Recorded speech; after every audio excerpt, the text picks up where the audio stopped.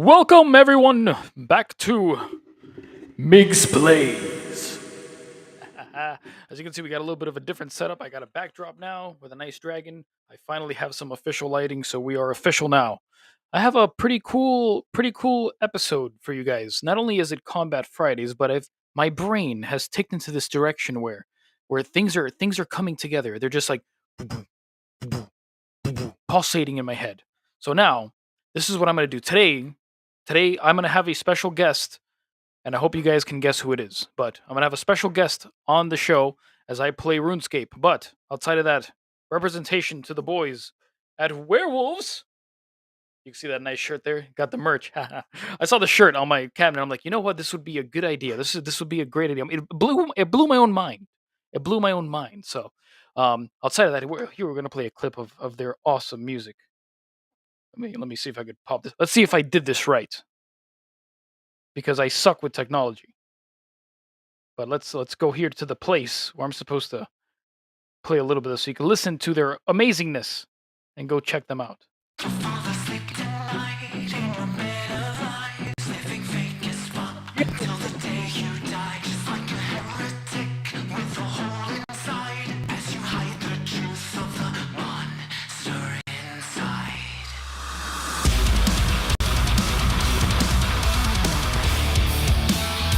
Just balls to the wall, everyone. Balls to the wall.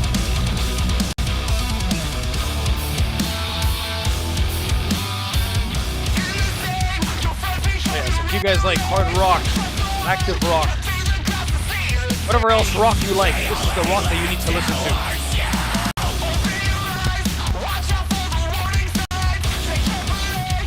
But I don't want to get copyright claimed, so we're going to stop that right there. And I'm going to pull up the amazing game that we all love and enjoy. Where are you, Trump son? There we go. Windows. RuneScape. Here he is, Trump's son. Oh, where's my friend? He ran away. I was hanging out with a friend here. But now, I'm going to bring on my special guest over here. From the band Werewolves, Mr. Tony! Hello. How are you, Mr. Tony? Doing just peachy. Just peachy? Mm-hmm. Are you peaching? Are you eating peaches? No, I'm eating raisins, actually. Oh, that's nice. That's nice. What have you been up to, man? How's the band going? Band's going pretty well. We just got back from Tampa and, well, I would say Tampa and Ocala, but the Ocala show actually got rained out. So yeah, we'll say we got back from Tampa. Why, was it an outdoor show? Yeah, it was this little one-off thing that we were gonna do with First Jason at this place called O'Malley's Alley. Yeah. And we got there, and about 2 hours later, it started like fucking downpouring. And it was just the two of us that were playing. So first Jason wanted to keep going, like he was just gonna play later in the night. And we're like, cool, but we'd rather not jeopardize our gear. So we're gonna so we went back to the Airbnb, but we played a good show with him the next night at this place in Tampa called the Brass Mug. Good sized stage, great sound setup. So yeah, the Tampa show was great. Kind of bummed we didn't play the Ocala show, but you The you can't Brass stop Mug? playing. Where in Tampa is that? That sounds familiar. I don't know. It was my first time going there, but I think it's near downtown. Okay. It's a good sized place. I think it's like a 300-400 cap room. Have you guys ever played the Orpheum? No, I don't think the band has ever played in Tampa prior to that day. Oh, cool. Okay, so it was a new thing for you guys. Mm-hmm. I know you guys have played pretty much all over Florida. We've played a couple shows in Orlando, but most of the shows we've done are down here in South No, Florida. don't die! Okay. Let me feed this man. Okay.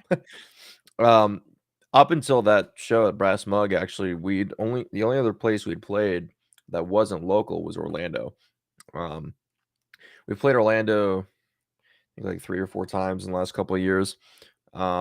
First couple times that I did it were for Kraken Fest, and then we played we played at the Haven, and then I think that's pretty much the extent Oh, the of Haven's a our. fun place. I used to live actually around there. I think it's called the Conduit now or something. But yeah, that was a good stage. Yeah, it's like a tiny bar, but it has a great sound and a great stage. Yeah, I think it's called Conduit. They changed the name to it. All right. So what did you? So I see you have a streaming setup too. Do you stream?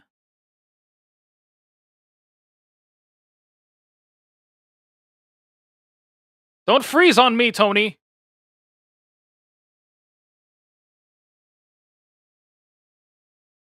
He froze on me. No. Is this crab eating my ass? It's exactly what this crab is doing. Tony's connection is really, really slow. So in the meantime, I will eat me some crabs. Die, crab!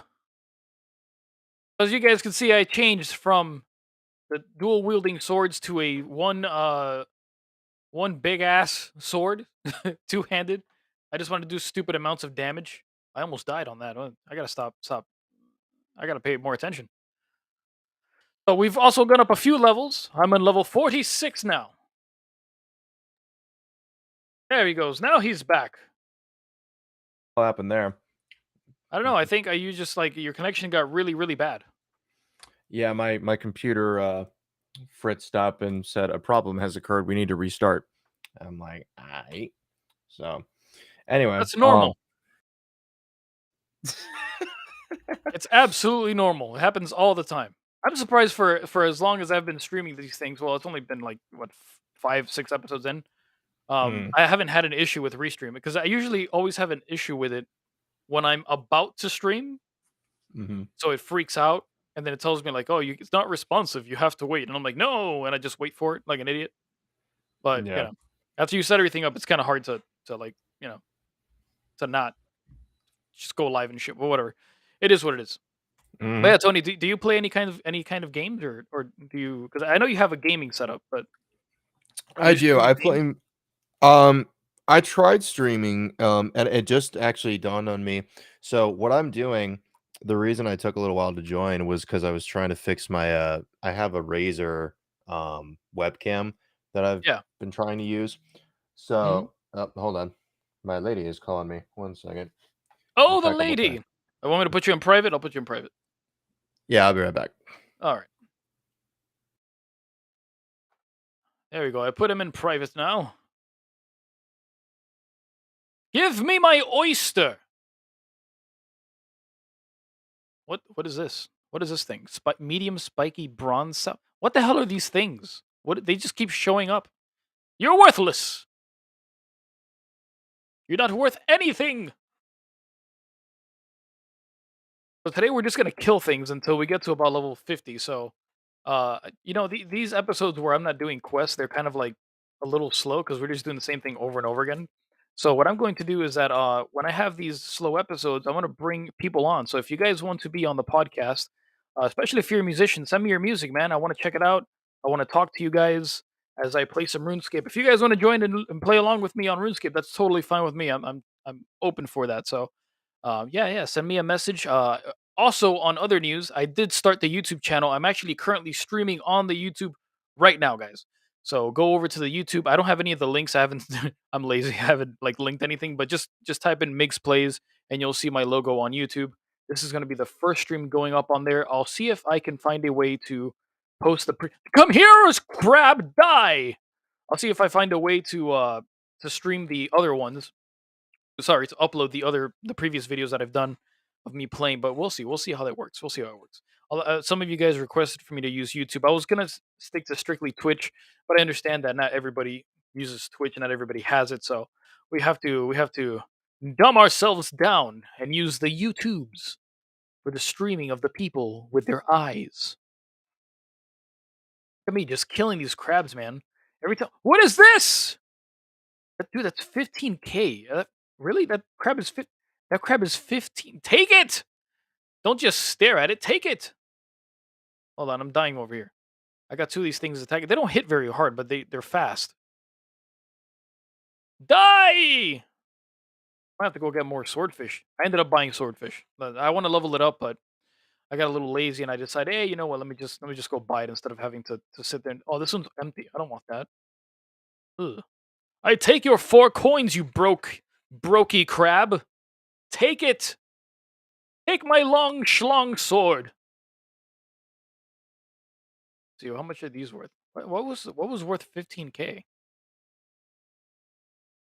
One of them was worth like 15K. Was it this one? No, I don't think so. I'm getting double penetrated. Die, crab. All right, now I really need food. Let's use some of the powers that are bestowed upon me. I haven't done that. I set up the combat now so I can do it manually. So now I have to actually press buttons. I think it's called revolution mode in RuneScape. So now I have to actually focus on what I'm hitting and how I'm hitting. Which is it's good, I guess. Oh, take it. Yes. Oh, I want that. Yes. All right. So I'm gonna actually move a little bit further away. I gotta leave these crabs like kind of gather because once you kill a certain amount, they kind of don't spawn for a little bit. What I'm going to do is no. Where is my teleport? There it is. I found it. I found the sausage.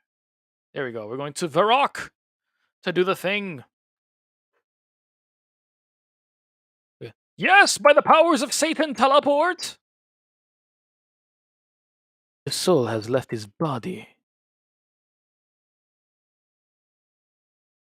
This guy.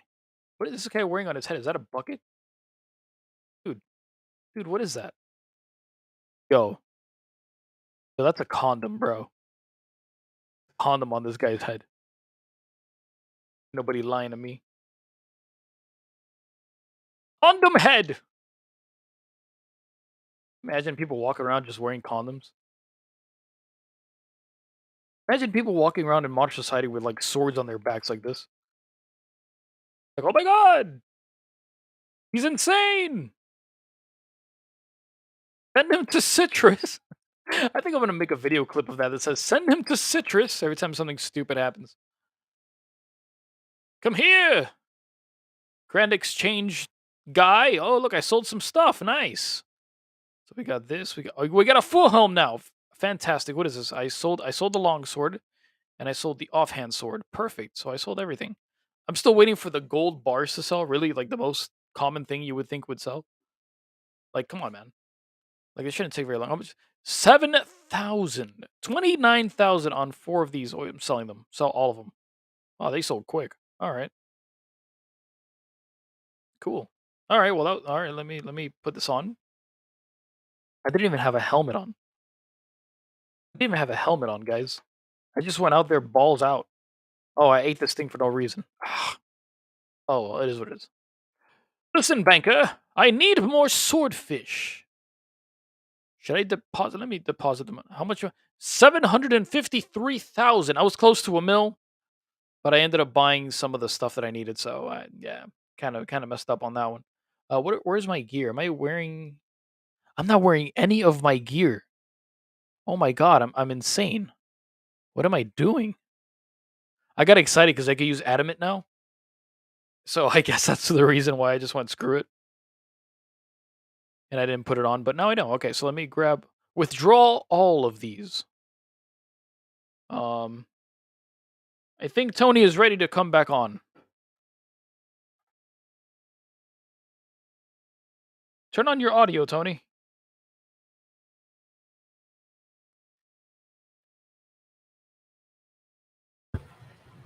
There you go. Now I hear you. Yay. Yay.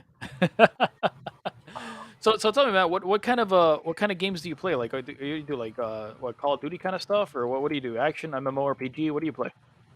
So I streamed a few times. I've not been very consistent with it, and as I was explaining before, I have this Razer webcam that I've been trying to use alongside everything else, and I've discovered that because I work off of a laptop, I can't use the webcam into a USB port hub. It has to be plugged directly into the computer. Problem is, I also use the Alienware keyboard, which has Yeah. this little dual USB thing that takes up both ports in the back of the laptop. So what I discovered is I can unplug one side that just turns off the Alienware keyboard and just use the keyboard that's on the laptop itself and keep the rest of the port hubs running so that I can just plug my camera directly into the laptop. So now I could actually stream and use my camera because when usually I would just use a controller for whatever games I play anyway. But I only streamed Call of Duty a couple times, and I just got frustrated with all the technical difficulties I kept having, so I didn't really stay super consistent with it, unfortunately. But I'll probably get it back up soon. Don't choke on me, Tony. I know you're feeling sick, bro. Yeah. I know you're not feeling too well. Okay, so you've oh, no, I can't grab it now because I have the thing. Fuck, I'm eating a swordfish. I don't care. Take the oyster. It's worth more than the swordfish anyway. There's two of them. I have full health, but I don't care. I'm not gonna throw food out. I'm not an animal. Take the Sure. oyster. Take the oyster. So what software were you using to stream? I think I was using OBS Studio. Oh, I don't like using OBS. I tried using it. It's kind of complicated. I know it's probably very simple once you set it up and you run with it, but I like using Restream because everything's just kind of simple and straight to the point. Yeah, So even if I you may got to try share switching. screen and all that stuff, it's not like I don't know. It's just kind of simpler. OBS is it's good. It's nice because it's free, but it's very like in depth, So it's like Mm. kind of too detailed. Yeah, it Um, requires kind of a learning curve or spending 40 minutes watching a YouTube tutorial on how to use it. yeah. Well, even me trying to watch it on a tutorial, I still didn't work out for me very well. So I just ended up using a Restream, which I think Restream takes a little more power because you need to use the internet with it. Mm-hmm. But whatever, it works. It's not like this computer isn't like super powerful and it's running the game. I'm not Yeah, it's complaining. running it. It's running it just fine. I mean, we are on low settings on the game graphics. So that's the reason why I wanted to get that tower, so I could run it just a little bit more optimized Mm. and play with like a little bit more. Because if you look at the difference from low even to like mid settings, the textures are completely different in the game. Yeah, If you but play granted, RuneScape in full graphic mode, like full ultimate graphic mode, your computer can run it. It actually looks almost to like World of Warcraft, which is this crazy looks to me because I remember playing it 16 years ago when it looked like 2-bit people walking around. yeah. What is this? Is this seaweed? It's edible seaweed, everybody. Game reference. Give me your weed, crab. The only reason why we came to the beach so I could kill some crabs and have some weed, man. That's that So, sounds like a completely normal statement living in South Florida. right? So tell me, Tony, how is it that werewolves itself started? I know you've known it for a while. Like I kind of know, but for the people that are listening, how did that begin? As far as the band itself, or me joining. Well, you know a little bit of the history, so just throw it out there. Well, I know very little of the original history, to be honest, but I do know that the band has been going for about 6 years, and I joined about let's see, it was April of 2021, so just past the 2 year mark officially, and I joined just because I started as a fan, then became friend, showed up for a bunch of music videos, offered to help out with load in and shit like that. And all the while when this was happening, AJ didn't even know that I was actually a guitar player or that I could actually hold my own. So when he was, looking for a new guitar player, he saw a video of me playing and he goes, "There's no way that's the same guy." Because he just thought I was just like this lovable, dorky kid, which I was at the time. You were just the Uh, groupie at that point. yeah, pretty much. But then he saw videos of me playing and he goes, "Holy shit, like he can actually shred." So when the need arose for a new player, he's like, "Hey, like I know I can rely on you to show up because you showed up even when you didn't have to. So I know that you will show up if I need you to." And my first show with them was Kraken Fest opening for We the Kings, Red Jumpsuit Apparatus, and Hawthorne Heights. So that was a decent first show, I think. That's a dope ass show. Yeah. The first time Well, playing with a band, hell yeah. my very first It's a show hell of was an also introduction. yeah, my very first show was in front of, I think, about 1,200 people, and, it was, like, everyone's first show post-lockdown, so everyone had kinda been, like, deprived of a live show for the past, like, year and a half to 2 years, and at that point, you know, I'd been, striving for it for so long that, I figured I might get a little nervous before this show because, I it's kind of a jump going from, being on stage in like musical theater or talent shows playing in front of like maybe 20 or 30 people to all of a sudden stepping on stage in front of over 1,000. It's very different, Yeah, it's but very different. But I saw very the different. pictures of that show, man, and that show was massive. Like you It guys were was on a huge huge. stage and everything. Yeah, that first Kraken Fest was really well done. We've known the promoters and owners of Kraken for a while, Freddie and Marcelo. They're great guys, and that crew that they had that first Kraken we did. I mean, everything was just so smooth. Um, it was all kind of downhill from there on as far as shows go. Having your first show be a show of that high production and having like that much time and that big of a crew put behind it, because Yeah. that was the first and only show I've ever played with Werewolves where we had a sound check at like 9 a.m. and doors weren't until like 3. So it's like Yeah, that's one of most those. of the small shows in Florida, it's just like, well, or mostly anywhere, like you have to do the sound check right before you get on stage, and after you throw all the stuff on there, Yeah, it's like it's a pain in the ass. That's kind you of the don't get a reasons why I moved out of it. Like I'm just like, bro, I don't feel like carrying these amps on stage. I don't want to deal with this, you know. So I was like, nah, yeah.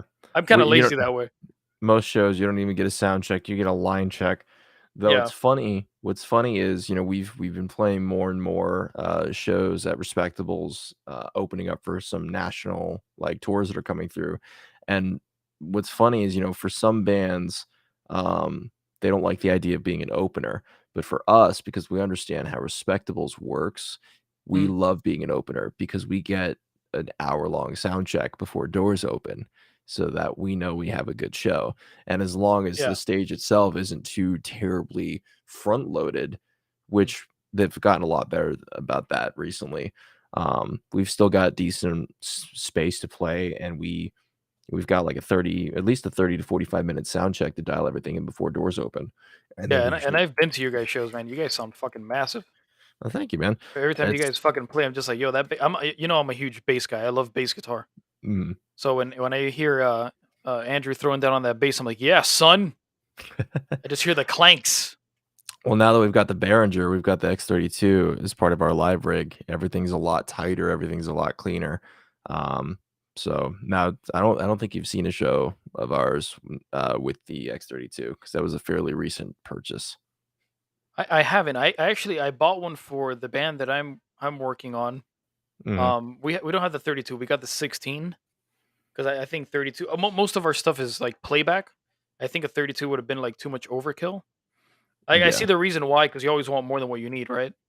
But As a just in case measure, yeah, and more than anything, it was because all of our friends that are in touring and established bands, they mm, all use the X32 and they all swear by it. yeah, So when it's a pretty good interface, especially because you have the screen right on front.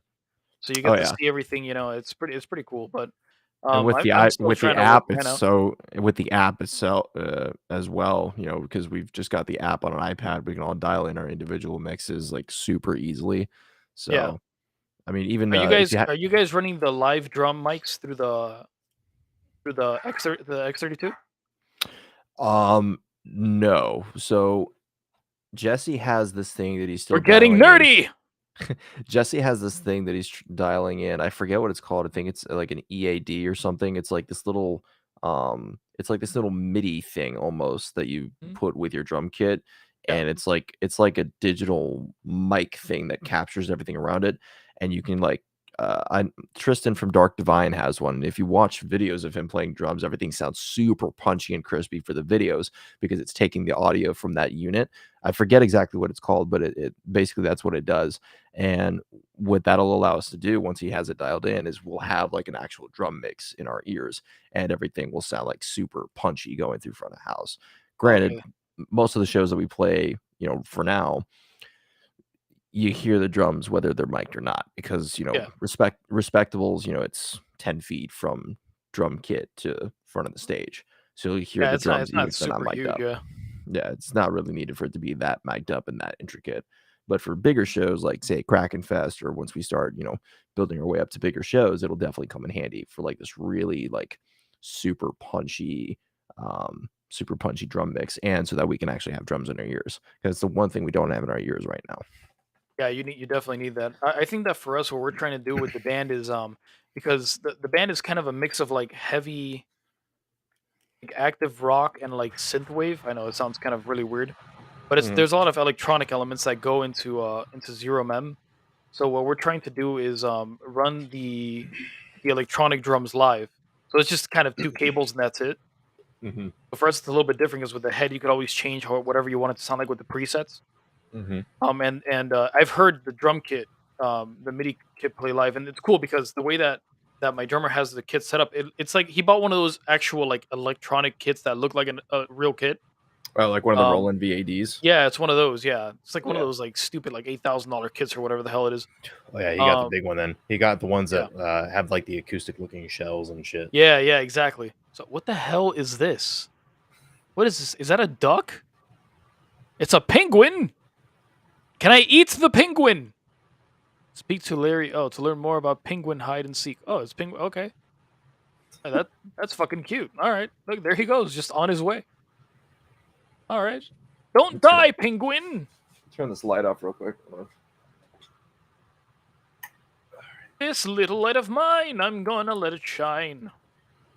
Yeah, I've got the built-in ring light for my webcam, so I didn't need the lamp on behind me.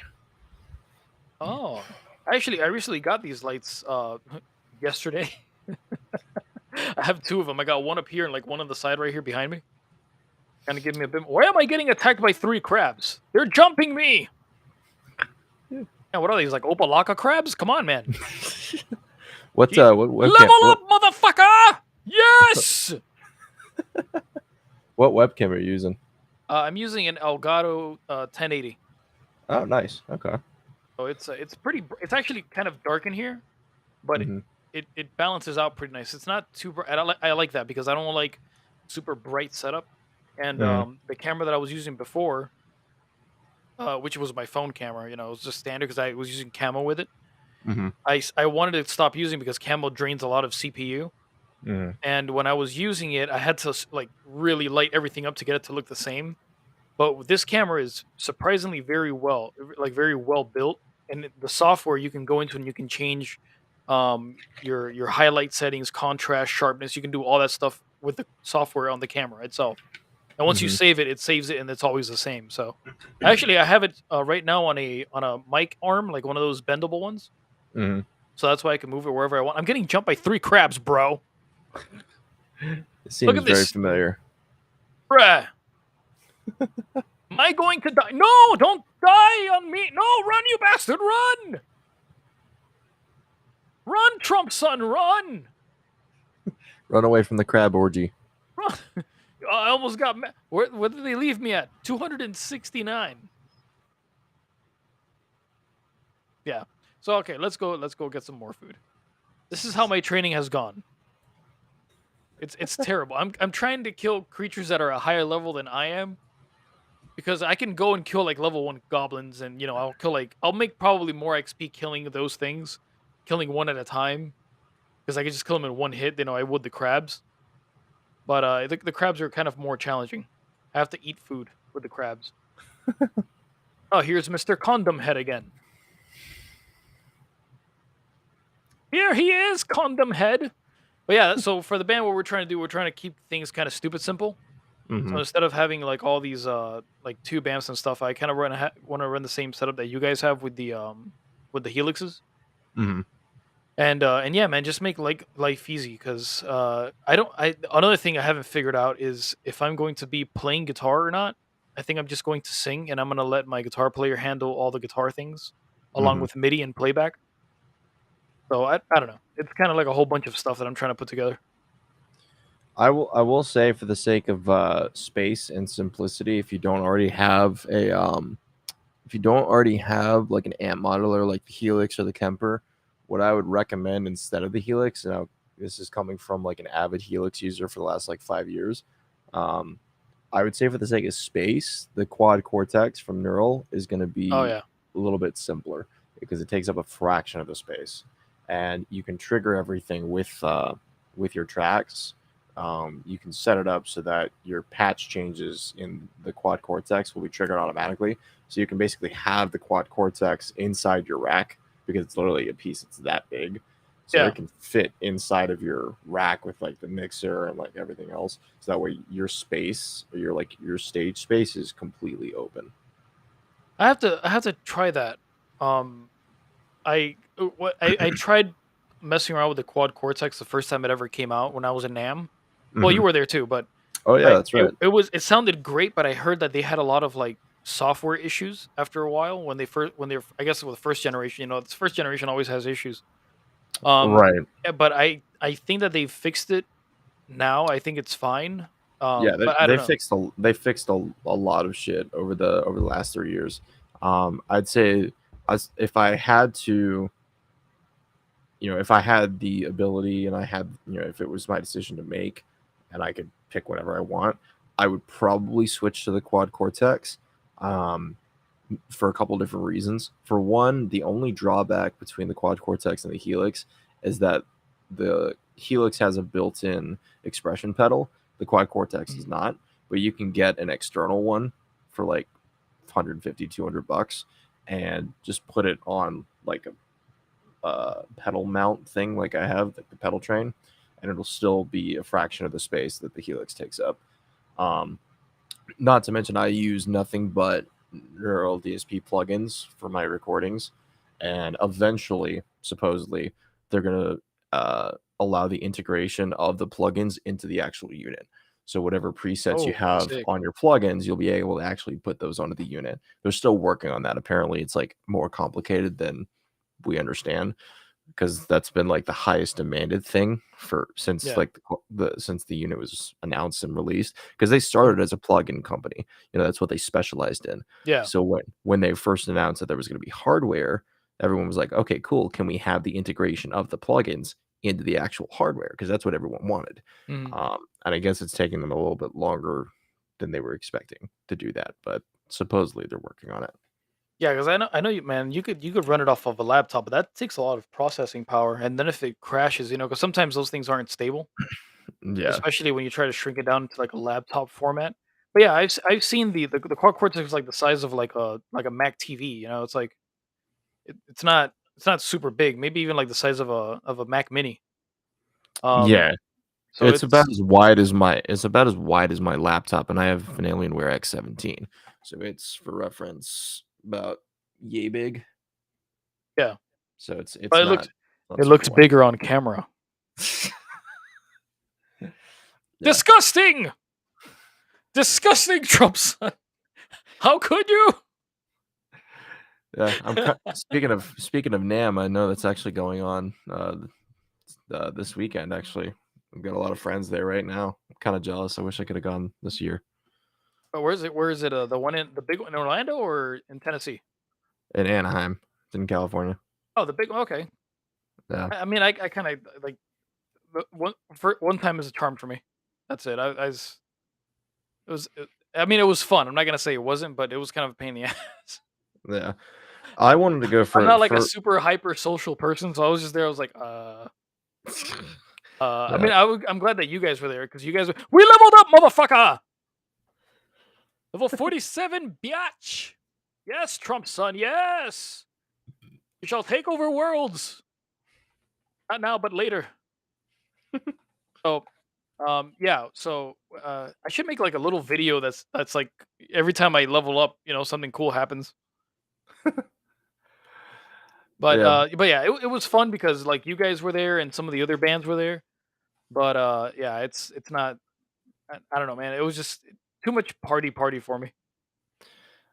I mean, I'm kind of a gear nerd, so even when I talk about it to the guys in Wolves, they're like, "Yeah, that would be more of a you thing. The Yeah. rest of us would be kind of bored." And I'm like, "Yeah, I mean, that's fine." But I wanted to go this year mainly because I don't know if you've seen it, but the Kaizen, the Ernaball music band Kaizen, the Tosin Abasi collaboration Mhm. that they put out, Yeah. they the six strings just got available for pre-order, and it looks nice, and the Ernie Ball guitars that I bought without trying them first, but if for no other reason, I wanted to go to NAMM so that I could actually play the Kaizen before I decided if I actually wanted to buy one down the road. Because I mean, if you're gonna drop, 4 grand on a guitar, it's important to know upfront whether or I've not you seen it, actually but want it. I don't know how that collab is gonna work. Is he still making a bossy guitars? Yeah, he's not like a signature Ernie Ball artist. That was just like a one-off little collaboration that he did with Ernie Ball. He still has his own. Because I'll He's be honest he with still you, has I his like own. the Kaizen more than what I like the Tosin guitars. Oh, same. The newest Abasi model looks more my speed because he kind of dialed back the weirdness aspect that some of his body types had. Um, like the newer Abasi Concepts model looks more like a super strat with just a little bit more weird edges, I guess. But Yeah. it looks pretty close to the Kaizen, so it's a little bit more digestible for someone like me who just likes a super strat look and not something super complicated. Yeah, that makes sense. Yeah, because I've always been like a super strat guy myself. I mean, I get the whole reason why he made the yeah, this is like a super nerdy episode. But yeah, but I yeah, the Abasi guitars, I to me they don't look so bad, but they are a little off-putting if you're not used to that shape. Like I said, I get why he did it because if you've played one, like they're very well balanced Yeah. and the playability is actually very, very good on them. So I would see why somebody like him would need that custom design so he can do like, when you're so good that you have to make up a way to play guitar, I think that you've achieved God status. So yeah, it kind of makes sense for him. But I think to be honest, I don't know why he really made a bossy guitars. I think he should have probably like teamed up with Music Man from the beginning to have more access to different artists than starting a whole guitar just because he wanted to start a whole different guitar. But well, I guess to each their own, right? I mean, in fairness, I think he already had the reach because even though he is a very, proggy individual and I'd say the fan base for his music is pretty niche. Even if you're not a fan of his music by necessarily, you know who he is. Like, you've heard the name Tosin Abasi if you're at Yeah. all into metal or, even if you're not super into prog, like, you've heard the name. And I think that's kinda what he knew going into having his own guitar line. I agree. Probably, it would've been simpler, no doubt, for him to just go to Ernie Ball and say, "Hey, I'd like, Mhm. to be an Ernie Ball artist." You know damn well they would've scooped him up in a heartbeat. But I think more than anything, he liked, the idea of having full creative control, which, granted, they give, Ernie Ball, from what I understand, gives their artists pretty good creative control as it is. But with Yeah. him, like, he wanted something that was his and uniquely his, and, I can respect that. I know for sure that if he would have stuck with Ibanez, it would have made that guitar.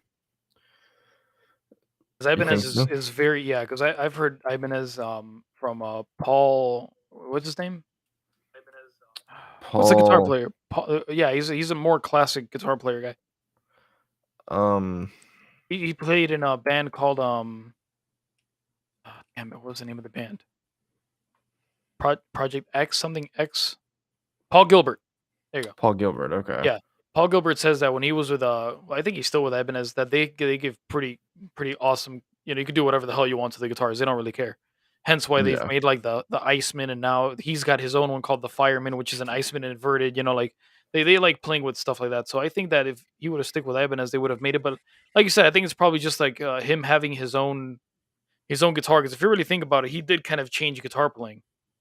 Yeah, and So it kind of makes sense to be more attached to like something that's not so classic. It's a very like modern brand. So when you see the name of Boss and you look at the guitars, you're like, holy shit! Like this is like modern progressive music. An yeah. instrument for that. and it's something that no one else, and even though a lot of the models of a Bossy are not really my thing, you know you got to give him credit. It's unique. It's a body Yeah, shape. Like if you look at a Bossy guitar, you cannot mistake it for any other brand, and I think that's what he wanted. So I yeah, think that's probably why he didn't just settle for being like an Ernie Ball artist, because he already knew that he could do that.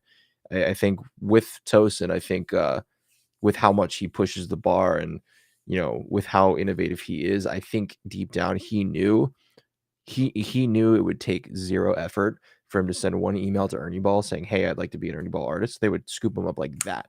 yeah, I think the idea was he wanted to challenge himself to say, "Okay, I'm gonna do this myself. I wanna make something that's uniquely mine." And I think he did that very well. Even though I may not be a fan of the bodies themselves, even if they're not really my thing, everybody who plays a Bossy guitars, all the demos you watch of them, they all say the same thing. Like, the playability is undeniable. The versatility is insane. If yeah. you're into like the more obscure looking guitar bodies, then it's perfect for you. Um, and as far as price point, from what I've seen, they're pretty on par with where most high end guitar brands are. I think his guitar started like 2 grand or something like that, which is Yeah, not. that was gonna lead me to my next point. I'm like, well, they're not cheap guitars, so they have to be very, very good. Because I think like the baseline, right? Like I've never owned a super expensive high end guitar, but I have played them. And Hmm. to me, it's like once I get above the price point of like I want to say maybe $1,200, right? The guitars all feel pretty good. You know, they're Hmm. not. You don't have like, and it's all in the craftsmanship, right? So like the guitar frets, the frets don't cut you when you slide your fingers on it. They feel Yeah. very smooth. They're stainless steel frets, so you can bend your fingers on it a little bit easier. Hmm. Well, a lot easier. You know, the height, the bridge is tuned just right to where the string height is. You know, so it's those small things that really push a guitar over the top. Hmm. Um, to me, like any guitar that I've played, and I've played more of the high end ones that I've played are like PRSs and stuff like that, or Kiesels. Hmm. Um, I, I I don't really like Gibsons too much. I do like how they sound, but I'm not really a Gibson person myself. But to me, they all kind of after a certain, of course, they do feel different, but there's a certain quality that you expect with a guitar of that price point, you know. And I think he Hmm. did nail it. I did get to play one when I was in Nam, and I actually really enjoyed it to the point where I was like, you know what, I might actually pick up one of these. Hmm. But considering that with how many things I do in the studio, I like Hmm. to keep something that's a bit more versatile. I mean, it is Yeah. a versatile guitar, but to me, like the image of it ties in a lot to what it does. You get me? So if I Yeah. show up you know, within a bossy guitar playing like pop rock, it's kind of like strange. Yeah, as opposed to, like, something like the Majesty where someone walks up holding a Majesty and you have no idea what the fuck they're gonna play, because that guitar just Exactly, screams versatile. exactly. But it's kind of funny like that too. How every company has like their own like image, right? At least from what we can see. Like I always associate Ibanez with like heavy death metal bands, or like I'll associate PRS with like Swedish prog metal bands. Gibson is always like classic rock. You know, BC Rich is, butt correct. rock metal. Yeah, exactly. Are they still even around? Yeah, BC Rich is around. I 'Cause I've think they're heard, like, their still. quality's been going down for years. I'm pretty sure they still endorse Five Finger Death Punch, if I'm not mistaken. I Yeah, think I know they used BC Rich guitars for, like, the first 4 or 5 years for sure. I don't know if they switched to Schecter or what, but I'm pretty sure they're up still with BC Rich. that would be awesome. I mean, I don't listen to Five Finger Death Punch. That's one of those bands where it's like the Nickelback of metal bands. Yeah, like, It's like you either love them or you hate them. Like, I don't hate them or anything, but to me, it's just kinda like, I don't really listen to it. I know they exist, but yeah. it's like, eh. I like them. When we went to Rockville last year, we actually saw them live, and, um, you know, I will say, like, I've liked them since I was in, like, high school, but live, it was kinda like, mhm, it was okay, but it wasn't like, it didn't, like, blow me away. Like, Kiss blew me away. Oh, Um, yeah, dude, Kiss shows will, like I haven't even been to a Kiss show. I just heard people talk about it and what I've seen live on YouTube, and I'm like, yeah, "Holy shit, this'll" it's yeah, just mind blowing. I'm not into the music at all, but I could see no. how the visual aspect would be like, damn, you know, it's like, It's I like will never it's go like out a of my pop. way. I'll It's like never these go out of pop my way to artists. listen to Kiss. I'll never Yeah, go out of my way to like listen to Kiss in like the car or something because and this is just a sign of their time. Obviously, the music to me is just very boring, but that's just that's just comparatively speaking to what I grew up listening to. You know, they they did something that worked. They were very successful with it. I'll never hate on that. It's just personally, I will never go out of my way to listen to it in a car or something. mhm, Live is a very different story. It takes on yeah, a whole new energy, especially with that much production behind it. yeah. It's So, like when I've seen their shows on YouTube videos. It's like like these pop artists. There's not really much you can do production wise with pop, right? So like you can have a yeah. metal band. You could just have a basic metal band. You could put on a show with just that and a few lights. You keep the high energy up. But with a pop artist, it's kind of difficult to do that. But so they go over the top with these production shows. It's Hmm. Kiss is kind of like that. They're Yeah. they're a rock band that knows how to put on a show. Like they have really really good showmanship. Yeah. And I think it ties into the whole thing that made Motley Crue big too, was the mentality of we've got to make every show feel like a fucking stadium show as far as like production. And that's what they always did from the word go. And as soon as they had the money to back it, I think I read somewhere that they may have been like an old biography or something. I think they spend like close to this may be a high number, but I want to say it's like 100 grand per show on pyro and shit like that, just for fireworks. For every outdoor show, they spend Wow, like 100 grand on fireworks and pyro. Like it's that's insane. sick. That's sick. Granted, their retainer is probably like $1 million a night. So How it's is how so okay at the moment right now? What are you listening to? I'm listening to I don't know. I think it varies day to day. Teleport Satan. Yes. Um I'm listening to a lot of Wage War's new record, a lot of Dayseeker's new record. Oh, Dayseeker. I Um, love Dayseeker. yeah, I think the moment heard their new record and how retro synthy some of the songs were, I was like, I think Miguel's gonna like this. Oh, Like, it's sick. It's an yeah, awesome band, and I haven't heard too much because obviously I'm doing like 50 other things, so I haven't been able to stop and put music on. But yeah, Dayseeker is definitely at the top of my list. yeah, It's like the um, perfect blend of like pop and rock.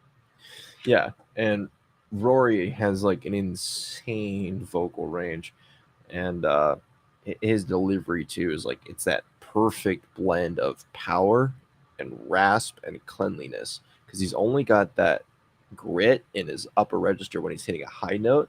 The rest of the time his vocals are super clean, like it's Yeah, not his vocals are like oh my god. love them.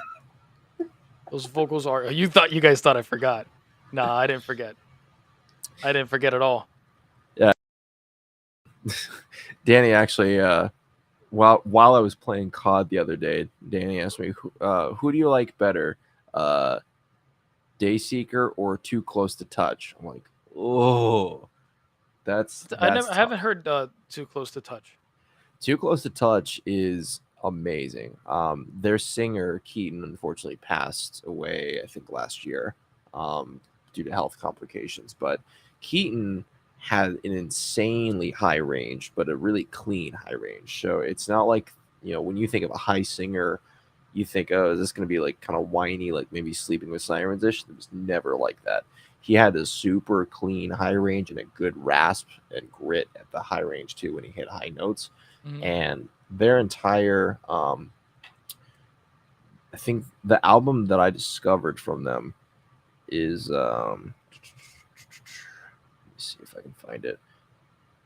If you've heard the song Sympathy, most likely, because when it first dropped, it was all over Spotify playlists. I mean, it was everywhere. Sympathy. Sympathy, yeah. Don't you dare say I'm gonna make it, 'cause I don't believe a word I you haven't, man. say. I haven't You even have. opened Spotify. I forgot it existed till today. Yeah, man. I swear to God, I forgot. I forgot it existed till today. Yeah, so the album is called Haven't Been Myself, and it was released in 2016. And basically, Keaton wrote the entire album around his little sister passing away, and like the stages of grief, and like the cycle of grief that he went through, trying to get through like his sister passing away. So it's That's this deep, man. really, yeah, it's Oh wait, I super think deep. you did show me that. Wasn't there like a part where you showed me that he was like actually crying while he was singing, and he Yeah, told that the was in. producer, "Oh, I'm gonna have to do this again." The producer's like, "No, this is what I wanted. This is perfect." Yeah, that's the last song Oh, on the record. It's called Eiley, and it's the name of his sister. So in the bridge, he is like, it's building up, and then he starts screaming. Um, and when he starts screaming, he's like literally breaking down into tears. And I've watched a video of him like talking about it, and he goes, "Yeah, when that happened, I mm, was initially because they did it with Eric Ron, who's an amazing producer, and Eric is one of those producers where like when he's touched something because all the drums sound very similar. Like if you yeah, listen to that record from Too Close to Touch and then Beautiful Death by Slaves, the drums sound identical, and it's because Eric Ron touched it. That's why. But he was in the studio and he did that, and Eric was like, "We're not touching that because that is real. That is raw." And it's like, yeah, who else can relate directly with saying, "Yeah, my little sister died at 3 years old." Like no one can, like not a lot of people can say that they actually know what that feels like. But when yeah, you hear him slowly as the bridge goes on, you hear him gradually start to break down, and like he's like when he starts screaming, he's literally like sobbing behind the scream. And when he did it, and when the take was over, he was like, "Sorry, let's do that again." And Eric was like, "Nope, absolutely fucking not. nope.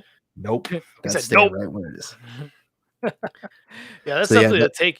People forget something because we live in this world where like all the music is like super hyper polished. yeah, It's like people forget that music is also an emotion. You need to feel it, and it's not only like you can sing fantastic, but if you sing without the right emotion behind it, it's not going to sound great. It's still no, going to sound absolutely. bland.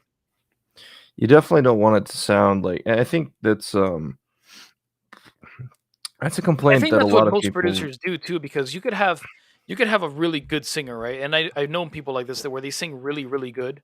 Like they Mhm, have great pitch and they have a great tone, but they don't know how to add emotion to their voice when they're saying certain things, right? So I think that's mhm, where a really good producer comes in. Even when it comes to like playing guitars, like what parts to play soft and what parts to build up, where to come in and harsher with your vocals, where to step it back, where to whisper. Those things come into I've noticed, especially after doing music production for a while, that those things are really what makes a song stand out. It's yeah, not just how great you can sing, how much you're wailing on the guitars or beating the shit out of the drums. Everything has to kind of come together in this way where it builds up. And I think a yeah, great producer will really get that out of you. yeah. When we flew up to Ohio to work with Alex Ash, we were basically writing and recording a song a day for 6 days straight. Yeah. And when we were doing vocals, one of the things that he complimented AJ on, because obviously like there's vocal editing on everything, and he was using like the Melodyne thing where he was like dragging certain pitches, cutting it, and like um I'm having a brain fart. But like when you Yeah, it's pitch what's the correcting. there's a what's Harmonizer. no, what's the word where you like robotize it basically, where you make it more perfect? You could say it's kind of like the auto tune. So no, Well, it's not an auto tune. What it does on Melodyne, I think, because in Logic it kind of does the same thing. It gets the waveform and it makes them from like waves. It just flattens it out to make it sound perfectly flat.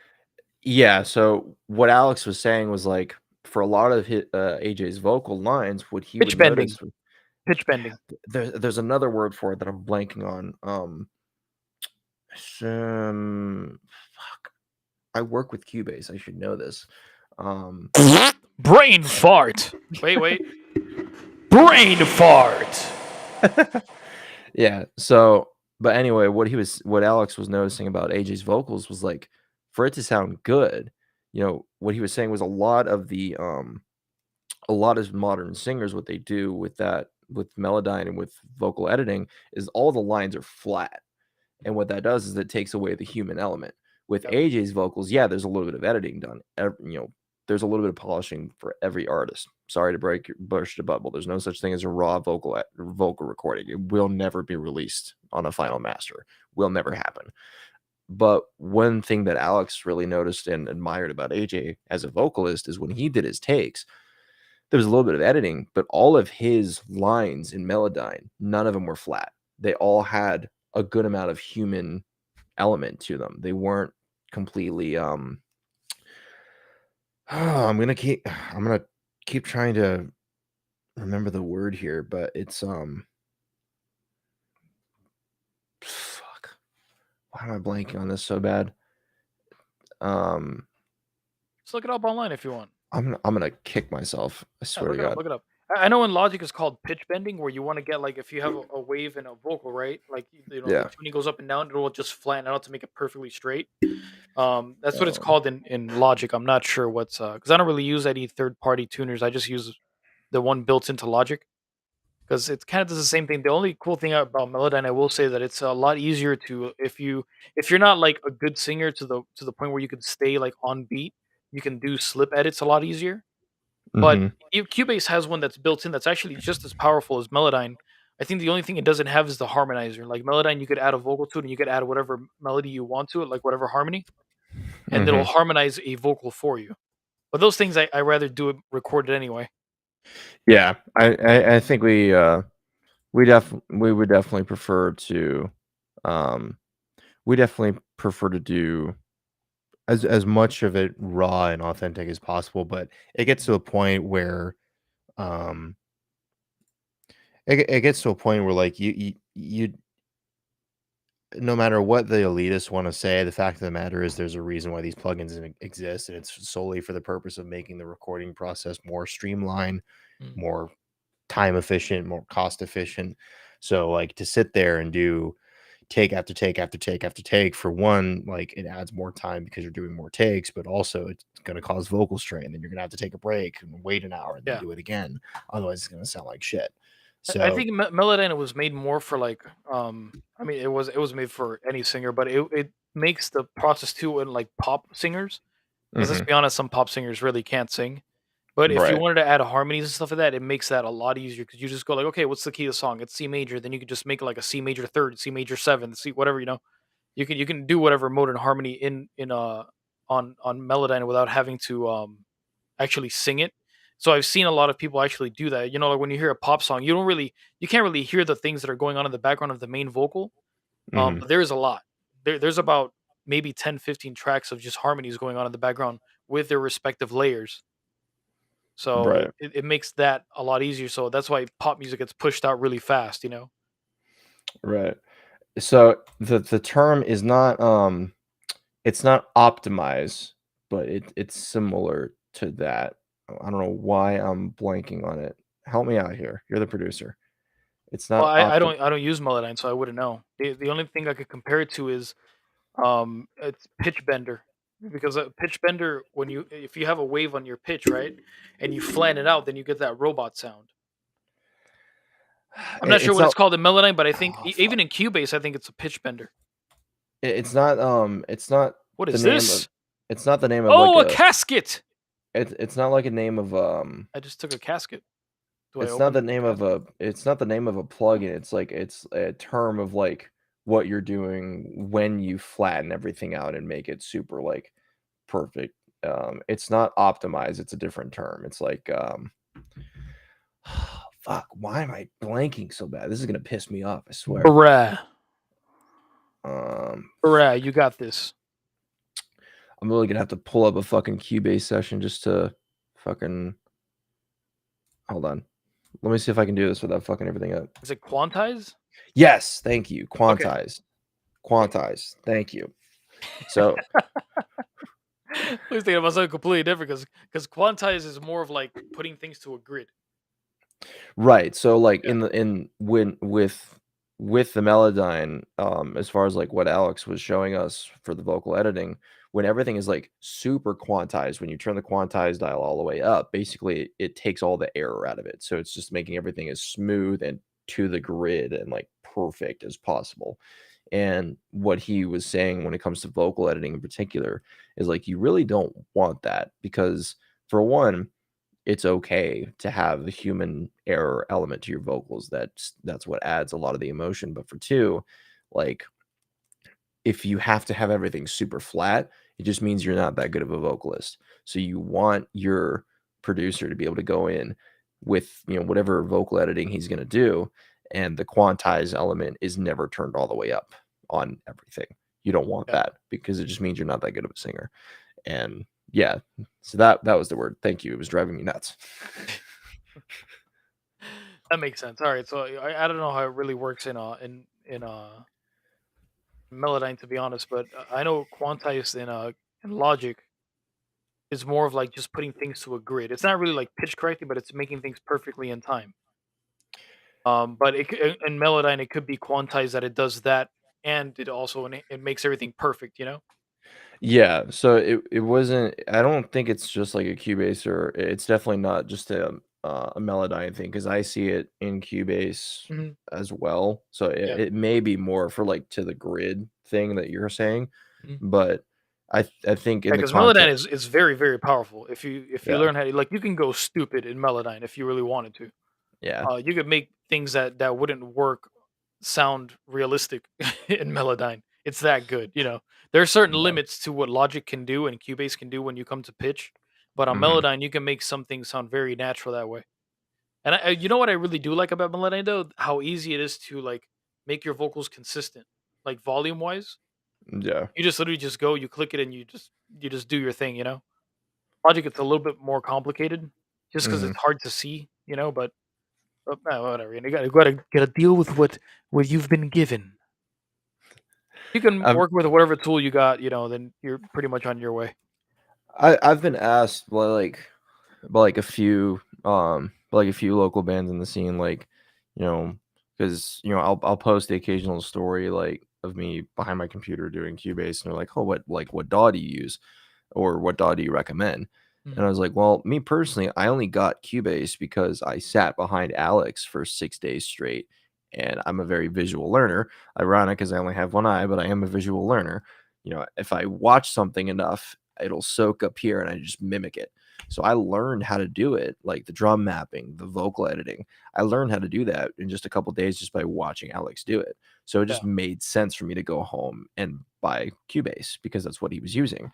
Um, Die, not to men- bastard crab! Not to mention, I didn't like the idea of spending like an arm and a leg on Pro Tools for a subscription service when almost everybody I know that uses Pro Tools complains about Pro Tools because of how many bugs it has and how shitty it is Yeah, and it how doesn't it expensive doesn't it work is. too well for like the modern musician. No, it's like I feel like Pro Tools had its time and it was good 10 years ago before DAWs were more like user friendly to people that weren't already producers, like the bedroom producers that were doing it that were all DIY.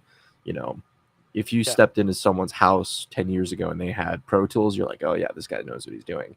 Now it's like there's so many other options out there, and a lot of them are arguably just objectively better. And when it comes to user friendliness and price point, especially, like I think there's a subscription service for Pro Tools where it's like $1,000 a year. I'm like, Yeah. are you fucking kidding me? Like I bought the pro version of Cubase with a shit ton of extra stuff included for like 600. Mhm. But I got like the pro, or actually no, I don't even think I got the fully. Well, no, yeah, I did get the pro version. So like all the extra EQ plugins, all the extra,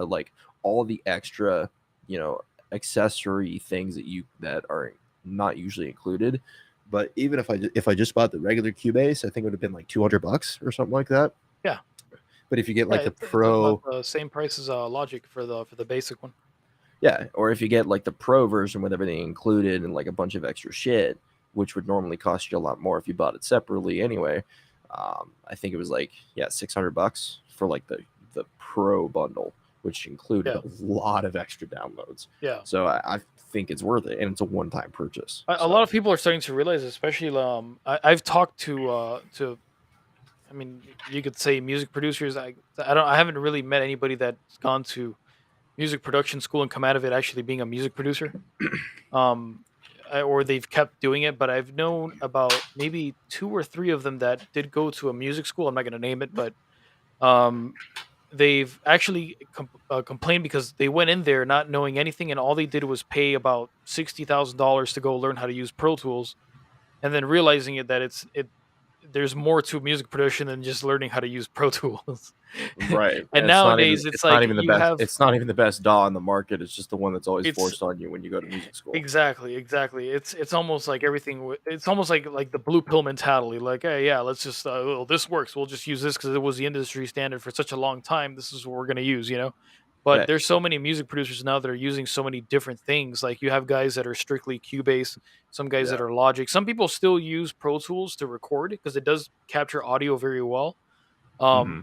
And they go mix somewhere else, like they'll mix in Logic or Cubase or. But I think Yeah. that those two have been very good. Even Reaper to a certain extent, if you learn how to use it, is Yeah. very powerful. I But think I had Reaper. I paid like $60 for Reaper.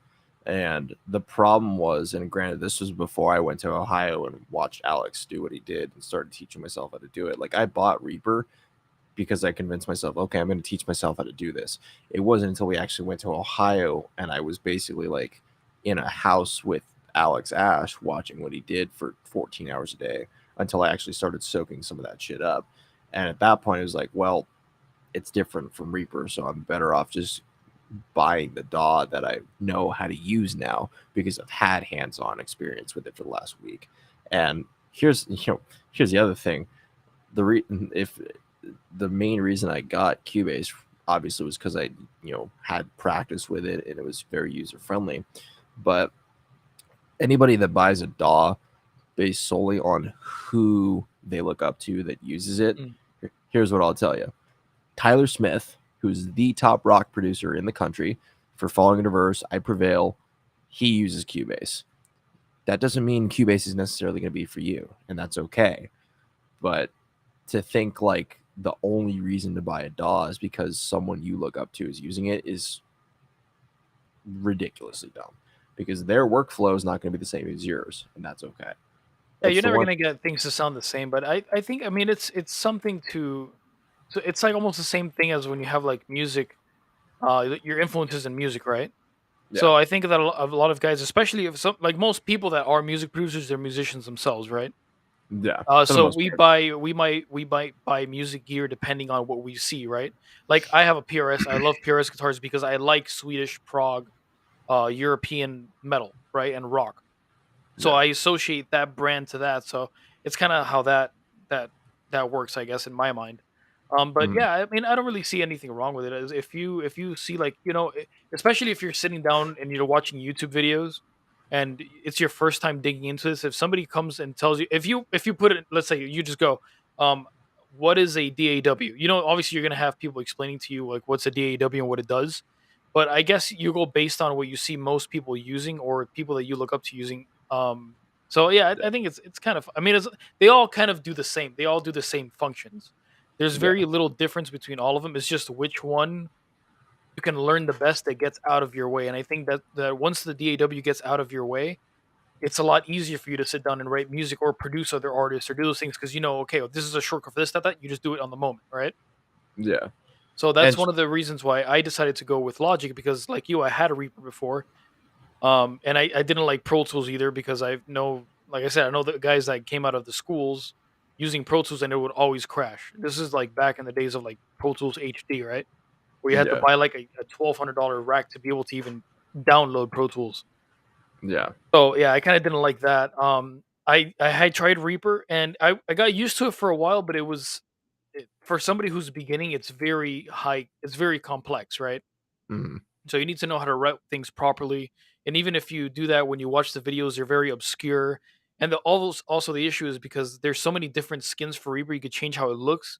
If you look at Yeah. somebody's video and it's not the same skin that you're using, then it kind of throws you off. Like so it's Yeah. very customizable in that way. That's the one thing Um that kinda throws people off about Reaper is because they have a built-in thing where you can make Reaper act like any other DAW. So it's like if you're used to using Pro Tools or Cubase, you can use Reaper, Level up! Yes!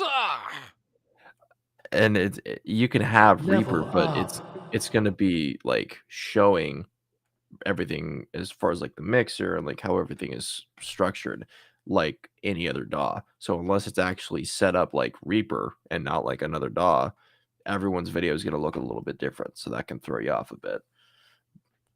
Yeah, I think one of the reasons why I decided to stick with is that another one? That is another one. I will kill you, crab. Die. I think one of the reasons why I decided to stick with Logic is because it was just so easy to use, right? Hmm. Where I didn't have to sit there and like route things back and forth. I just go right click, make a bus. Everything's already routed to it, back and forth, and to the master, right? Hmm. So that's one of the reasons why I like using. Also, Logic is a very I mean, you could record audio on it, obviously, but it's very good for MIDI. So a lot of producers that make like beats or they write EDM electronic music, they like to use Logic. It's always been between like Logic and Ableton, right? Ableton Hmm. is very complicated. It's like it's almost a little too much for what you can do as a starter person. Like there are things that Ableton can do that Logic just you have to jump through hoops and bounds to do. But if you're somebody who just likes to sit down and like write beats, if you're gonna sell beats on BeatStars, or if you just want to Yeah. record like a band, very simplistically, I think Logic would be the way to go if you wanted to spend $200 on it. And like it's only $200, and you get the full version of everything. Yeah. The plugins are very powerful, kind of like Cubase. I will say I do like how Cubase looks, but because I haven't sat down and really messed with it, I've only seen a few producers use it. I don't like I said, I'm the kind of person where I like the things to just get out of my way, and once I know them, I know them. I don't wanna learn something else, Yeah. right? So that's kind of why I've stuck to Logic, although maybe I will get it just to learn it on the side while Hmm. I keep using Logic and play back and forth, but I honestly, I really don't see myself doing it. Unless I do get the gaming tower, then because I'll be having 2 computers, a Mac, because you can't run Logic on Windows, I'll have to have the Mac for Logic and the Windows for streaming. Hmm. But I think that maybe when I get the tower, I might be like, yeah, you know what? Let me try it out, see how it works, watch a few videos, and learn it inside and out, and then I might jump to it because I know almost all the producer friends that I have, they all use Cubase, especially the guys that are more like into rock and metal. Yeah. A Doesn't lot of the guys I know that do more electronic stuff, they all purely use Logic. doesn't does Javi use Logic? Javi uses Cubase. That's what I thought. Yeah. Yeah, Oh, he I he couldn't actually remember. he can actually teach you. Like he's very he'll take time off and he'll teach you. Obviously, he charges for it, but he's a very good teacher. Yeah, I will say one thing I really liked about Cubase is, like I said, I had 6 days of on-hand experience, studying and just, doing it for 14 hours a day. But even in my own time, like everything is very user friendly as far as, learning. It's laid out like a kindergartner could find it. Yeah, It's not like you have to jump through a bunch of hoops to do a very simple task. As far as like, shortcuts and hotkeys and shit like that, yeah, that's gonna change from DAW to DAW, but that's something you can Google or, look up on YouTube in like 2 and the minutes. cool thing, by the way, in case you guys, well, I'm pretty sure that if people know how to use a DAW, they know this, but any DAW you can change it to Pro Tools settings. So if you only know how to use Pro Tools, you can on Cubase and Logic, you can actually switch those profiles. So every shortcut, every interaction that you do on Cubase or Logic will act like Pro Tools. Hmm, I didn't even know that. Yeah, there's a setting out. I know that I know Cubase and Logic have it. I'm not sure about. I don't think Reaper does. Yeah, Reaper has the one where, Reaper has the setting where you can basically change Reaper to look like any other DAW. Even like FL Studios and like some of the lesser used ones. Yeah, So they basically they make it so like, hey, if you want to upgrade, you can keep the compatibility and the user settings of something you've already used to using. So with Reaper, you can get it set up so that it looks like Logic, looks like Pro Tools, looks like FL Studios. Basically, it'll look like anything but GarageBand, which you yeah. don't want it to look like GarageBand.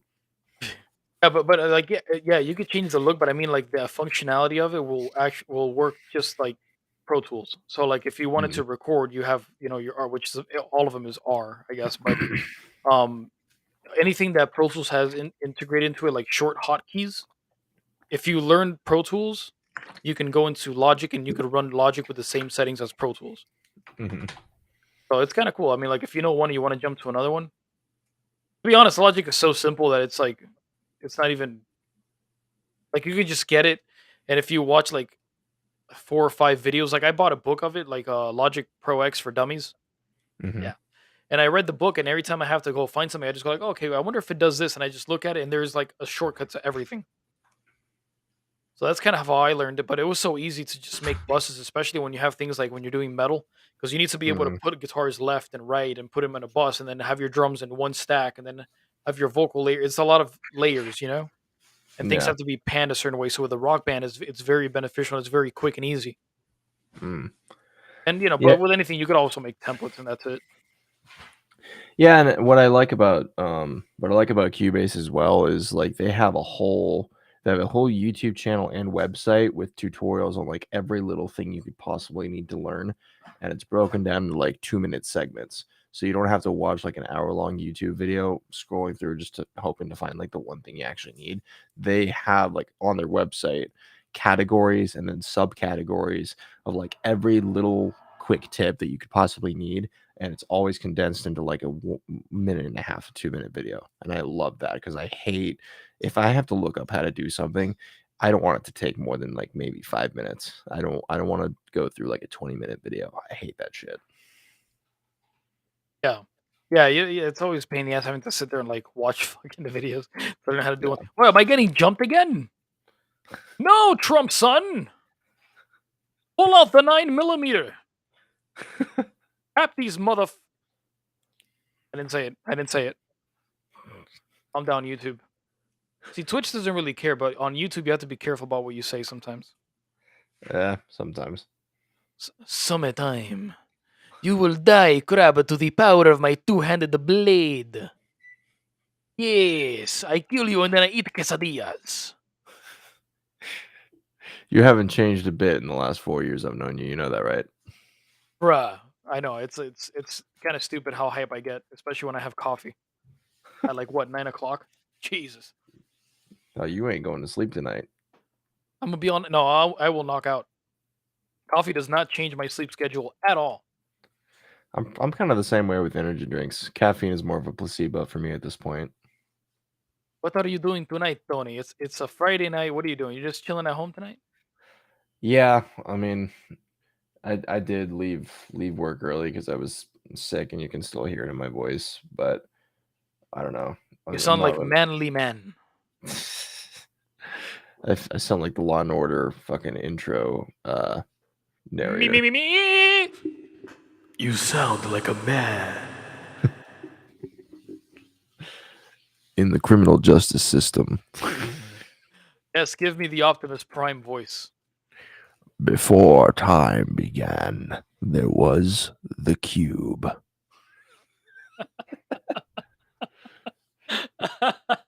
My name is Optimus Prime.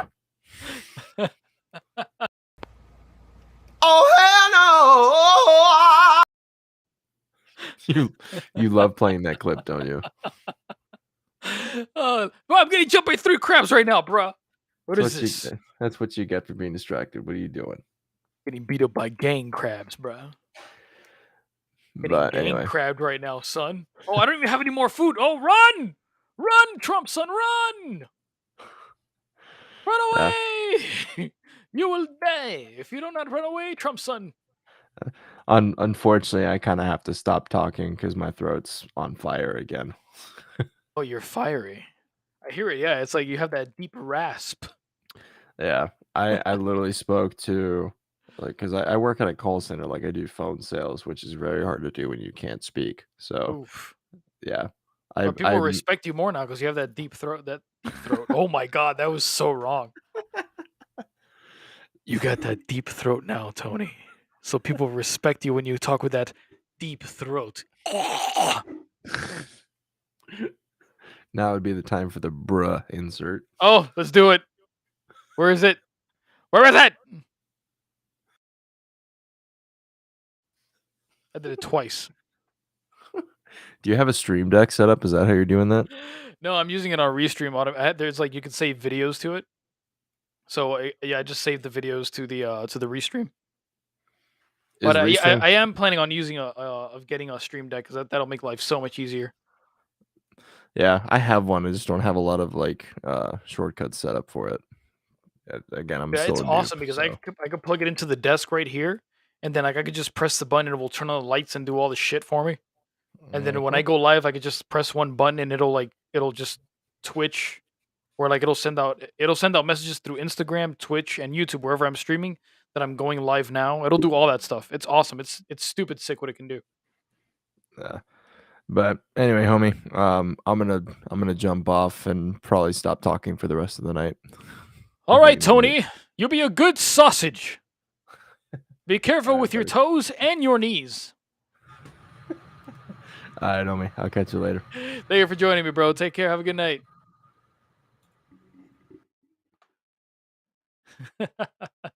Hope you guys enjoyed talking to Tony. Tony's cool. I've known Tony for years. He's an awesome guy. So yeah, I hope you guys enjoyed seeing Tony and somebody else in the channel come and talk live, especially for when we're doing these episodes where I'm just kind of like running back and forth doing the same thing because I'm on a grind mode. Um, yeah, I don't even know what to say to it, but thank you guys for watching that. Um, I'm planning on getting somebody in every Friday for just game chatting while I'm just running around doing. As you guys, if you guys have been watching the stream, I've been doing the same thing for like the last hour and a half. So just running back and forth, getting food, then fighting, and doing things with Trump's son. And like I said, guys, I also started streaming live to YouTube. So now I'll have the YouTube channel. I'll post the link up, maybe on the link of this video, or on Twitch itself, and you guys will be able to find it there, so you guys can see what I do over here on the computer. But what is this? 1,000, sir? I do not. Can I sell 1,000? No, I don't have enough. That would have been stupid if the game would have broken, right? Let's see. How can I get rid? What? What? No, I want to go minus. Stop! Stop it! No! You went stupid! Alright, how many do I have? I have all. There we go. Okay. They sell immediately. It's kind of ridiculous. I wonder what they use them for. Well, yeah, guys, so I started streaming it on YouTube, and you guys will be able to catch it over there as well, besides just Twitch. And like I said, I want to have more people come on here on the days where I don't have much of a storyline to kind of do a little bit of voice acting too. If you guys want to chat on, man, come on here. I'm always down to talk to you guys, even in the chats. If you guys want to chat, I'll invite you guys into to come chat with me live, and we could have a fantastic time killing things. Oh, those are my black armlet gauntlets. I needed those. There you go. All right, I got those. Fantastic. No! Oh, I got them already. All right, so what can we do? What can we do now? No! Oh! Sounds like he's in pain. What the man? Jesus Christ! I'm losing it. I'm losing it. By the way, I found out that Hudson was not actually my son, so I went ahead and I killed his father. I don't know why, but he wasn't my son. He lied to me. Hudson lied, and I took out his daddy. Although, to be honest, I don't think he had a dad in his life anyway. His mom was getting that child support. She lied to me. Nice. That being said, guys, I'm going to let you guys go. I'm going to probably be doing this for the next hour. Just trying to... Oh, we're level 48. I'm only 2 levels away from 50. Should I stay? I'm gonna stay on. I'm gonna stay on. Let's do this. We're gonna get to level 50. Where are you, thing? No, that's the Varrock one. No, I don't want you to go there. By the way, I found out that I can actually put the shortcuts in the bottom of the screen now, and it's just like it's awesome. I can just click on what I want. I learn something new about this every day. What is this thing? It's a quest portal. Hello, unicorn. What is this human? What's his name? Svidi? Hello, Svidi. I come to kill rocks with legs. Die! Oh, you sausage! I have a few levels to go before I level up my attack again. I have a few XP to go. All right, so let's. Oh, I leveled up already. Cool. All right, I got more HP now. Sweet. We're getting there, guys. We're just getting there. When eventually get to the point where I can hit these guys very well because they block a lot of attacks. They have a nice hard rock shell. But yeah, guys. Outside from that, go and check out the guys from Werewolves. They have awesome music. I'm not sure what their YouTube page is, but I'm pretty sure if you type in Werewolves, listen to one of their most recent singles, Titanium. It's very catchy song. Love that chorus. It's awesome. So go check them out if you guys are into that kind of music. Uh, and yeah, go give them a share. Go give them a like. Go follow them. They're on Spotify. They're everywhere. I like going to their shows too. They're fun guys to hang around with. Die! Die, rock crap. Damn, 867. Wow. So yeah, one of the reasons I got rid of the two-handed, the dual wielding swords is because I kind of want to hit more damage. Which I mean, it's kind of the same thing. It's a ratio, right? So you hit faster, but you hit weaker. You know, you don't make as much damage, but you're hitting faster. But with a two-handed sword, you hit slower, but it's harder. So it's more of a numbers thing. Hey, whatever, it works. I'm not gonna complain. Let me open up the chat over here. Dang, dang! I want to get to level 50, guys. Think we can make it to level 50? I think we can make it to level 50. Oh, I need food! Give me food now! I do want to take the oyster. There we go. Just punched it. I think punching it does more damage. Every time I punch it, it goes through. Like, see, like they defend a lot. Like, but it's okay. As we move up in levels, it's gonna be easier and easier to get to. Do the damage. Yes, dang. I want you to die, rock. You satanic rock of powers of Satan.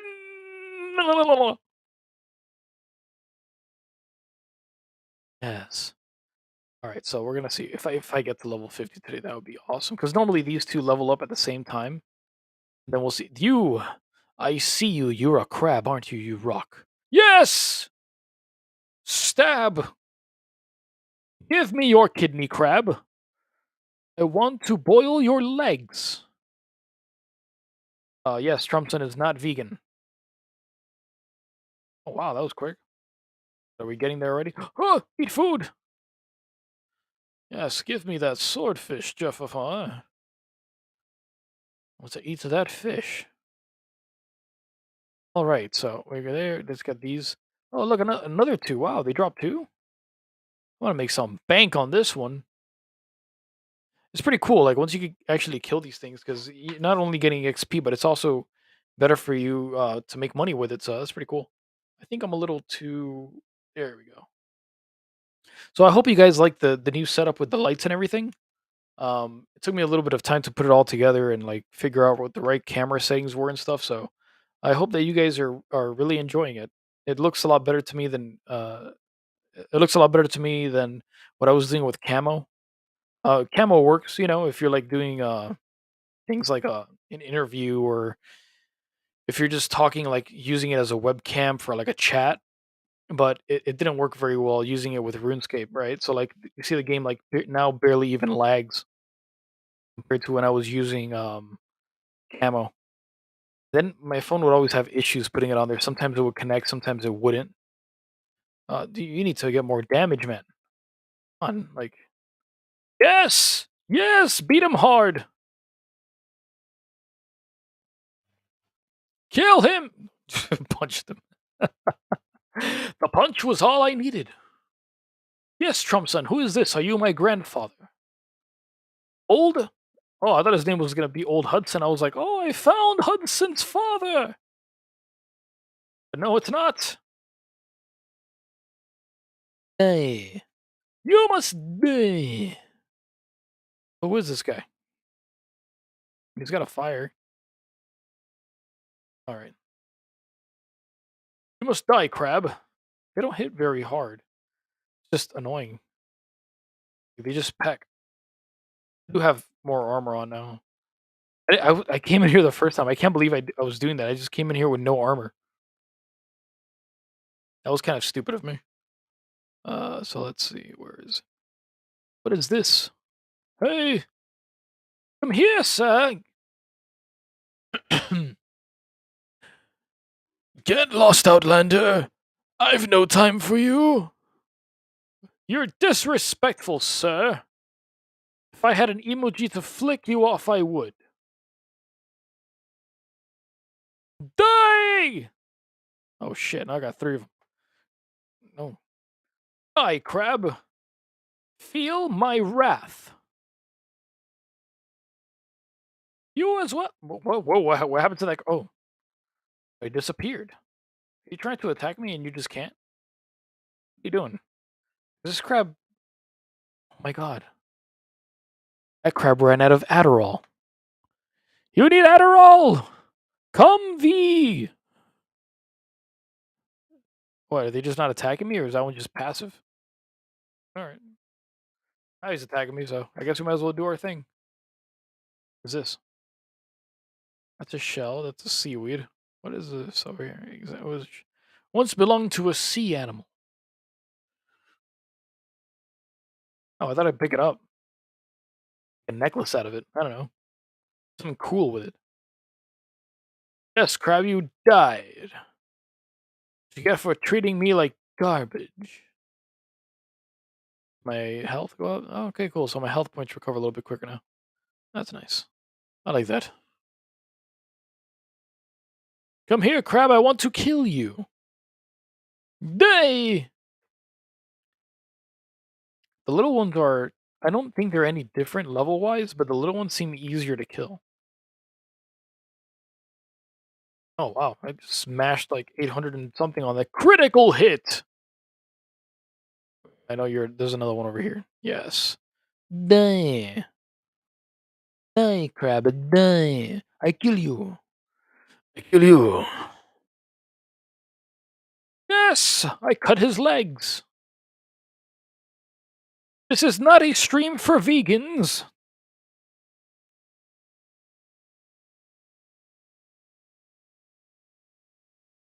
No, all jokes aside, I'm wanting to eat some crab legs. Bruh.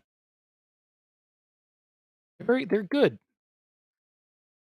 A source of protein. Stab. Oh, I'm low on health. You need food. Eat. Keep eating. 900. Okay. So, okay. Let's grab the one. Let's grab the 36 coins. Die, crab. You know, these things actually spawn pretty quick. I didn't expect for it to actually spawn that fast. Where am I with this? I'm 2,000 points away, so I'll probably got to kill like 10 more of these. And then my attack will also go up. Alright, so I'm not too far away. Dang. And I have to get to a point where I start doing my defense too. I want to get to at least rune armor, which I think is like level 65. I think. Is that a burrito? Is that a spinach roll? Yes. Yes. Oh, give me the spinach roll. I'll eat it right now. Thank you. Fight me, crab. You will die. You will die. Really want to get to level 50 for you guys tonight. You know what? I just thought of. Let me add some music now because apparently I found that you can add music to restream. Background music. What should I look for? Down tempo? Future pop? What's future pop?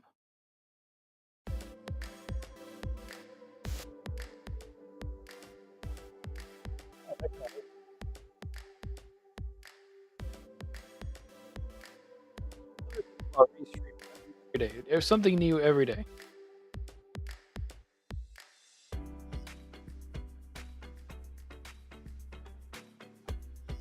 Die!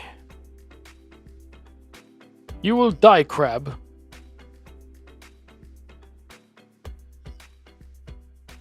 More food.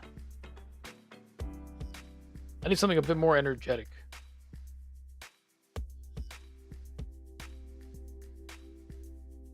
I need something that's more high energy.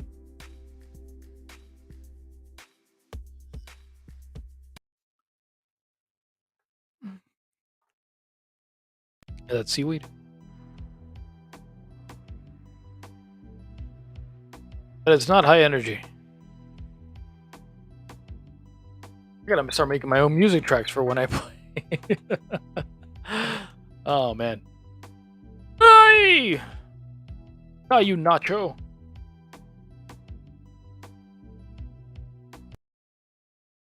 there another one?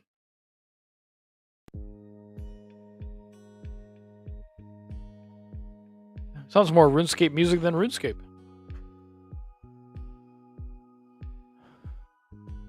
You can't make it, crab. No! Oh wait, I haven't even finished attacking this one. I have 3 crabs attacking me. Jesus, man, come on. This is ridiculous. Come on, you're at 40 health. Just die. See, they're so hard to hit. Like, their defense is stupid. There we go. Yeah, finally. All right. Die! I will eat food and then kill you. And your red-headed stepchild. That was a lot easier. Let me get this over here. I want to get... No, I don't really need this. Let's drop the seaweed. Perfect. Die, crab! Die! I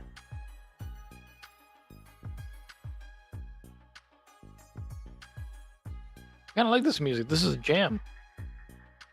Let's see what else they got here. It's pretty awesome how they figured this out. I got lounge. They have hip hop. I'm not sure how loud it is compared to my vocals, so if it's too loud.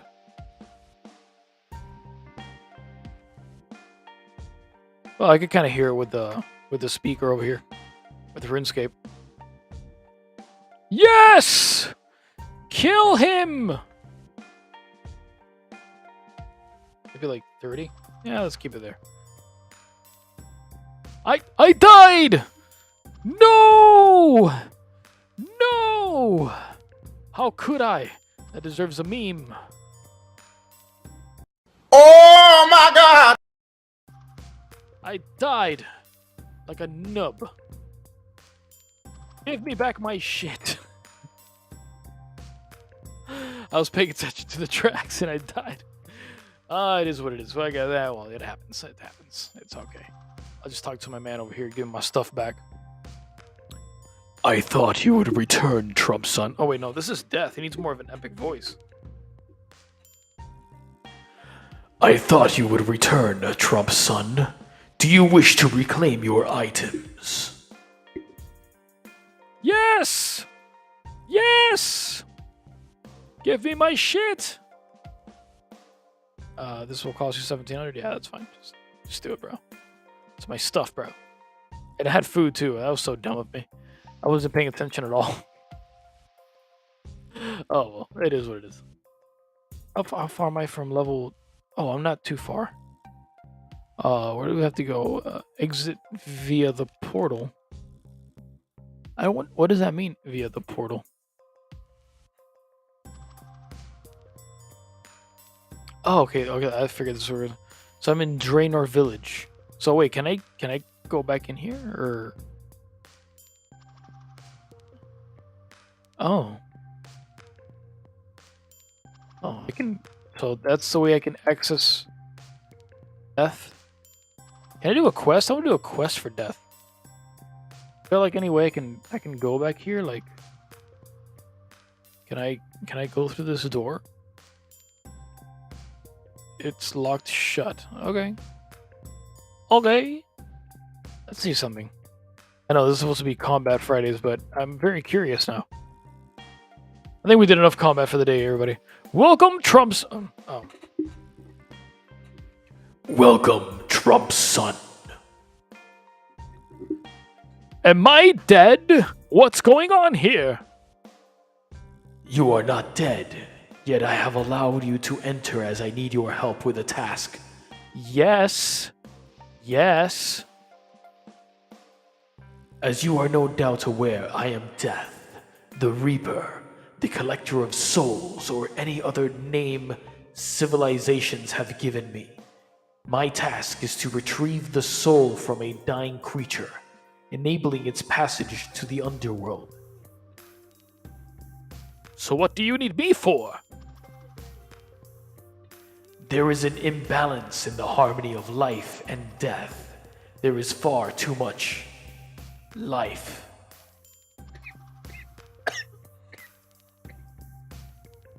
I'm choking. Nothing coffee can't fix. Me. My eyes have been on you in this age, Trump's son, as have the eyes of many others. You appear to have the skills I require to bring balance. So you want me to kill stuff? If you wish to put it indelicately, yes. Trump's son, why? You are evil. Evil! Great, when do I start? Immediately, first. You must take this gem. I'll allow you to contact me remotely should you require aid or a new assignment. Am I gonna go like slaying? You receive a Grim Gem. Nice. Before you receive your first assignment, you are happy to take on creatures as a group. Oh, are you happy to take on creatures as a group? Or do you prefer to kill alone? You may change your mind later on if you wish. I don't want to have to team up with other adventurers. I'd rather be myself. If you guys want to join on here with me, I'll totally change these settings. And one final thing. Are you happy to take on non-combat skilling creatures? Or do you prefer to use combat only? You may change your mind later on if you wish. To take on combat skilling creatures.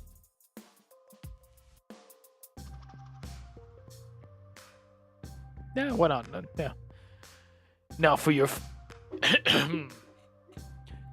first assignment. I hope you are ready. There is nothing I can offer you yet. Go train your combat skills further, and then you may help assist the imbalance. Well, that was dark. So I have this. I have no task yet. That's gonna be fun. We might make a series of just that. Okay, every time I see... Is this the key? What is this? Boss collection, you take a look... Oh, is this like... Oh, okay, cool. Oh, that's his dog. Bro, what is this thing? What are you? What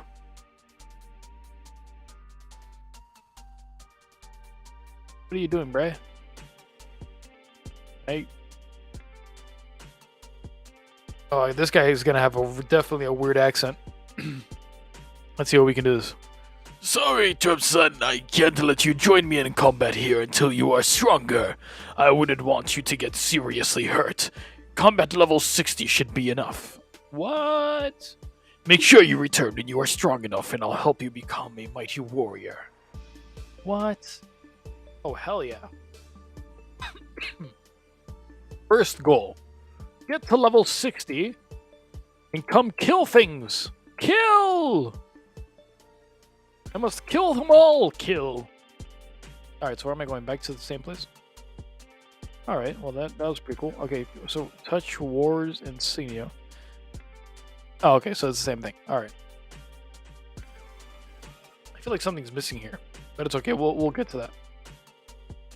See what that is. So everybody, I'm going to let you go for the night. I'm going to keep fighting these two levels. I'm gonna get to level 50. We're getting to level 50 today, but not right now.